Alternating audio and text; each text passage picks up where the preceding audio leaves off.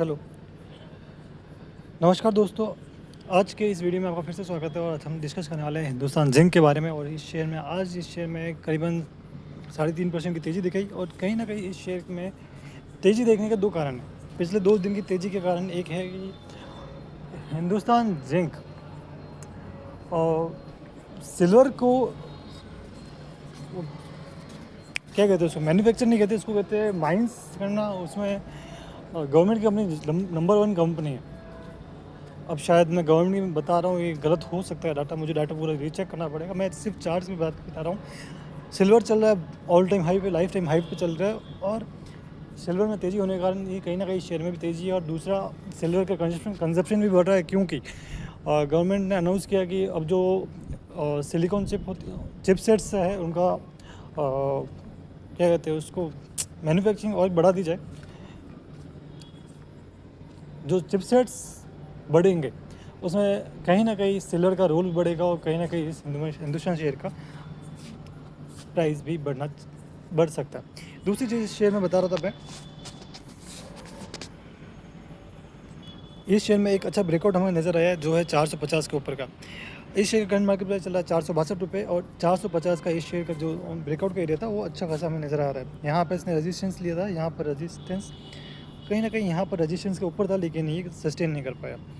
अब रेजिस्टेंस यहाँ पर भी था और यहाँ पर सपोर्ट का काम किया। अब हमें डर इस चीज़ का है कि ये जो एरिया है, ये जो उसने जो गैप डाउन दिया है, इसको फिल कैसे करेगा, इसी का डर है और बाकी कुछ नहीं है। चलो शुरुआत करते हैं हम इसके रेजिस्टेंस के लेवल पे। तो पहला जो रेजिस्टेंस का एरिया कहीं ना कहीं इधर ही का है, 465 का और 462-63 पे है। अगर ये शेयर 465 के ऊपर निकलता तो इस शेयर में एक अच्छी खासी तेज़ी देखने को मिलेगी, जहां इसका जो नेक्स्ट एरिया रहेगा सपोर्ट रेजिस्टेंस का, वो कहीं ना कहीं हमें देखने को मिलेगा 500 के लेवल के आसपास, 480 और 485 के लेवल पे दिखेगा।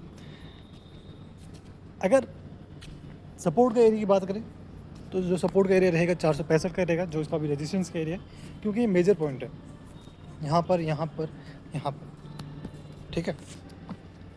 485 के ऊपर जाता है तो इस शेयर में एक अच्छी खासी तेज़ी देखने को मिल सकती है, जहाँ पे इसका नेक्स्ट रेजिस्टेंस का एरिया कहीं ना कहीं रहेगा 500 के ऊपर, 500 के लेवल्स पर।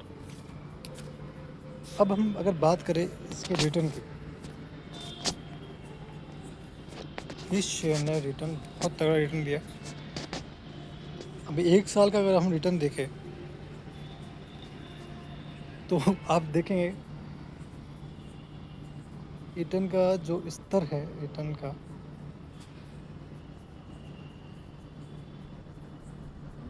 कहीं ना कहीं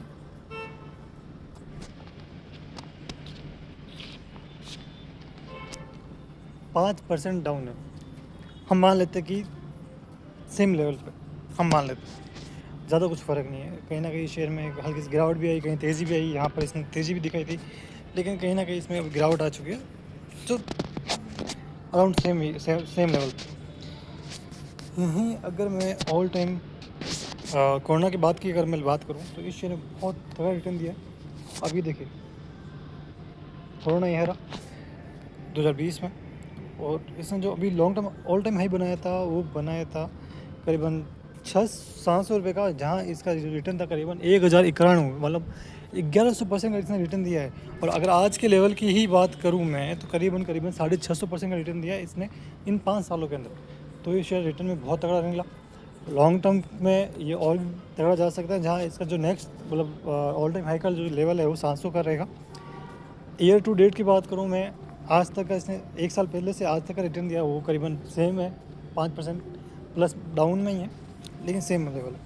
और कहीं ना कहीं ये यहाँ पर एक कंसोलिडेशन फेज पे रह रहा है।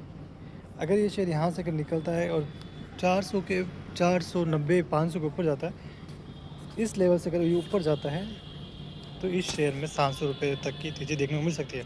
बाकी इस वीडियो में इतना ही, बाई सेल या होल्ड की कोई सलाह नहीं है। ये वीडियो सिर्फ और सिर्फ इन्फॉर्मेटिव पर्पज़ के लिए, ये वीडियो सिर्फ और सिर्फ एजुकेशन पर्पज़ के लिए। अगर आपको वीडियो अच्छी लगी, इन्फॉर्मेटिव लगी तो लाइक करें, शेयर करें, सब्सक्राइब करें। धन्यवाद।